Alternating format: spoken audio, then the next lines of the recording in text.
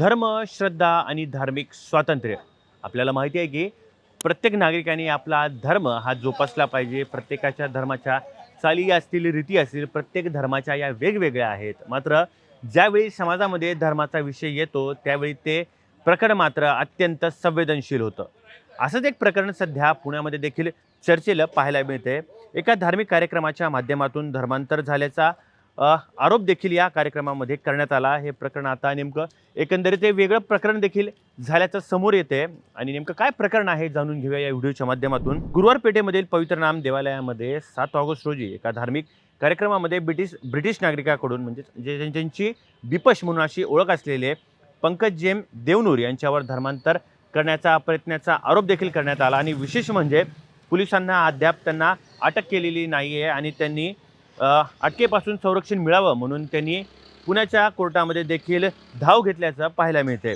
एकंदरीत जे तक्रारदार आहेत त्यांनी सांगितलेलं आहे की सोशल मीडियाच्या माध्यमातून या कार्यक्रमाची माहिती मिळाल्यानंतर जे तक्रारदार आहेत गुरुवार पेठेतील पंच हाऊस चौक परिसरामध्ये पवित्र नाम देवालयामध्ये पोहोचले होते आणि त्यांनी सायंकाळी 6 ते 6:15च्या दरम्यान त्या देवालयामध्ये पोहोचले आणि या कार्यक्रमाला साधारणतः 80 ते 100 लोक म्हणजेच नागरिकांनी गर्दी केलेली होती. आणि तक्रारदाराच्या म्हणण्यानुसार या कार्यक्रमामध्ये पंकज देवनूर हे मंचावर उपस्थित होते आणि त्यांनी त्यांचं जे बॅनरवर होतं त्यांचा उल्लेख बिपश असा होता.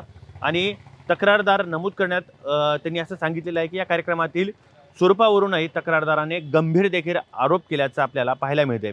हिंदू धार्मिक परंपरेमध्ये वापरले असणारे पोवाडे असतील, अभंग असतील, भारुडे असतील, कीर्तने असतील, एकंदरीत अशा माध्यमांचा वापर करण्यात आलेला आहे. आणि संत असेल, माऊली असेल अशा शब्दांचा देखील या कार्यक्रमामध्ये वापर करण्यात आल्याचं देखील या स्पष्ट सांगितलेलं आहे. आणि मुख्य म्हणजे या माध्यमातून प्रभू येशूंविषयी संदेश देण्यात आला आणि उपस्थित नागरिकांच्या प्रभावित करून ख्रिश्चन धर्माकडे वळवण्याचा तसेच धर्मांतर प्रवृत्त करण्याचा देखील या तक्रारदारांनी या ठिकाणी नमूद केलेलं आहे. आणि या प्रकरणात आता सध्या जे आरोपी आहे म्हणजे जो तक्रारदाराच्या म्हणण्यानुसार त्यांनी आधारित केलेला आहे की या कार्यक्रमामध्ये नेमकं घडलं काय, कोणता संदेश देण्यात आला, त्यामागचा उद्देश काय होता आणि या धर्मांतरासाठी कोणता प्रयत्न झाला होता का. आता याचा तपास हा पोलिसांकडून केला जात आहे. आणि मुख्य म्हणजे आता या कार्यक्रमामध्ये काही व्हिडिओ देखील असल्याचं देखील समोर येत आहे. मात्र आता व्हिडिओ देखील हा एक तपासाचा देखील भाग देखील मानला जातो. पंकज देवनूर म्हणजे जो ब्रिटिश नागरिक आहे तो या प्रकरणामध्ये त्यांनी पण अशी तक्रार दाखल केलेली आहे की केवळ धर्मांतराच्या आरोपापुरताच हा विषय मर्यादित राहिलेला नाही, तर मुख्य म्हणजे परदेशी नागरिक भारतात धार्मिक प्रचार आणि कार्यक्रम करत असताना प्रत्येक कार्यक्रमाचे नियम असतात. मात्र हे नियम मात्र मोडलेले आहेत का असा देखील तपास मात्र आता पुणे पोलिसांकडून केला जात आहे. याला परवानगी दिल्या वेळेस कुठले नियम देखील अधोरेखित केले होते हा देखील आता प्रश्न सामान्य नागरिकांपुढे समोर आलेला आहे. नेमकं या प्रकरणामधून महाराष्ट्र धर्म स्वातंत्र्य अधिनियम 2026 परदेशी नागरिक व इमिग्रेशनशी संबंधित असलेले कायदेशीर तरतुदीनुसार कारवाईची देखील मागणी करण्यात आलेली आहे. आणि पोलिसांनी या घटनास्थळी जाऊन जो पंकज देवरे जो ब्रिटिश नागरिक आहे याच्याकडे चौकशी देखील केलेली आपल्याला पाहायला मिळते. मात्र या ब्रिटिश नागरिकाला अद्याप देखील अटक झालेली नाही आहे.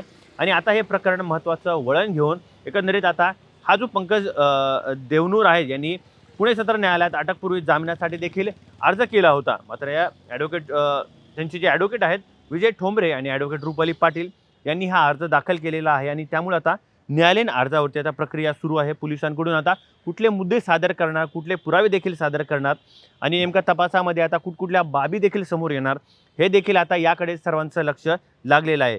एकीकडे धार्मिक स्वातंत्र्य आहे तर दुसरीकडे धर्माच्या आरोपावर गंभीर वेगवेगळे आरोप केल्याचं देखील पाहायला मिळते. समाजामध्ये अशा ज्या रूढी परंपरा आहेत मात्र त्या देखील जोपासल्या पाहिजे. प्रत्येकाने आपला जो धर्म आहे तो देखील जोपासला पाहिजे. मात्र धर्मांतराचा हा जो कायदा आहे तो 2026चा हा जो कायदा आहे तो कायदा अंमलात आणल्याच्या नंतर हे पहिलं प्रकरण आहे आणि पुण्यामधून हे पहिलं प्रकरण आता सध्या समोर येते. आता या प्रकरणाशी नेमके कोणकोणते खुलासे बाहेर येणार, यामध्ये किती नागरिक आले होते, परवानगी कोणत्या दिल्या होत्या, आता पोलिसांकडून याचा तपास देखील सुरू आहे. आता या ठिकाणी हा जो ब्रिटिश नागरिक आहे याला अद्याप देखील पोलिसांकडून अटक केलेली नाही. मात्र यामुळे नागरिकांचा रोष आहे तो देखील मोठ्या प्रमाणात पाहायला मिळालेला आहे. व्हिडिओ जर्नलिस्ट पूजा सोबत अमित मुंडिक, पुणे.